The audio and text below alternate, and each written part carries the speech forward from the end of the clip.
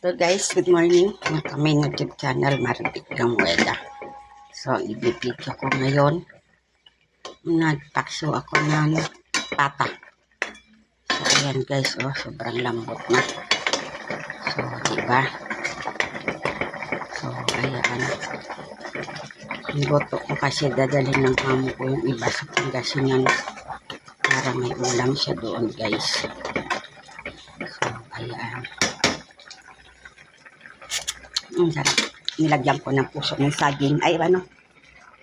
Bulaklak ng saging ng toyo. So, ayan.